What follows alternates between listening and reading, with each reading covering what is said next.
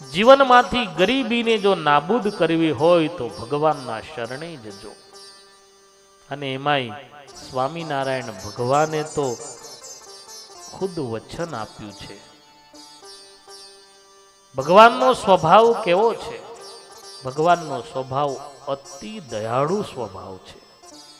ક્યારેય પણ કોઈને એ દુખી જોઈ શકતા નથી. અને એમાંય એના શરણે જે જાય, આમ બી મહારાજ કોઈને દુખી જોઈ શકતા નથી.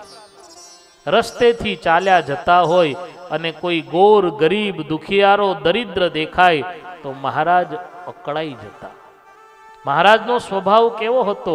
અતિ દયાળુ રે સ્વભાવ છે સ્વામીનો પરદુખ હારી રે.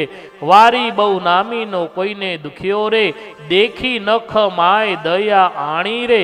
અતિ આકડા થાય અંદન વસ્ત્ર રે. આપીને દુઃખ ટાળે કરુણા દૃષ્ટિ રે. મહારાજ મનમાં એવા અકળાઈ જતા, ક્યારે એને અંધન વસ્ત્ર આપું, એનું દુઃખ દૂર કરું. આવો ભગવાનનો સ્વભાવ હતો. શરત એટલી જ છે કે એના શરણે જાઓ. એના શરણે જશો, ગરીબી નાબૂદ થઈ જશે, લાચારી નાબૂદ થઈ જશે. સંપ્રદાયની અંદર એક નહીં એવા અસંખ્ય ઇતિહાસો છે. લખનૌના વણિકનો પ્રસંગ બહુ પ્રસિદ્ધ છે.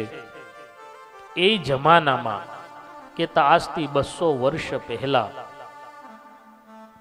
એ જમાનામાં કરોડ રૂપિયાનો દંડ આજે પણ માણસ ભરપાઈ ન કરી શકે.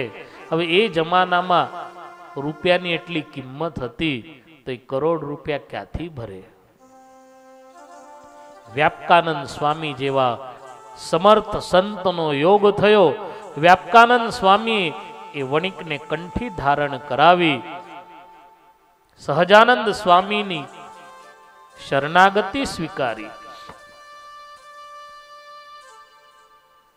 ભગવાનના શરણે જતાની સાથે જ ગરીબી, લાચારી નાબૂદ થઈ જાય છે. એ આ વણિકનું દ્રષ્ટાંત બતાવે છે. 1 કરોડ જેવો દંડ હતો, છતાં પણ મહારાજે એની રક્ષા કરી. કેવી રક્ષા કરી? મહારાજ વણિકનો વેશ લઈ અને દંડ ભરપાઈ કરી, તાંબાના પત્ર ઉપર લખાવી અને એ લખ વણિકને આપ્યો. દ્રષ્ટાંતનો સિદ્ધાંત, કહેવાનો ભાવાર્થ કે જીવનમાં જો લાચારીને નાબૂદ કરવી હોય, ગરીબીને નાબૂદ કરવી હોય તો ભગવાનના શરણે જજો.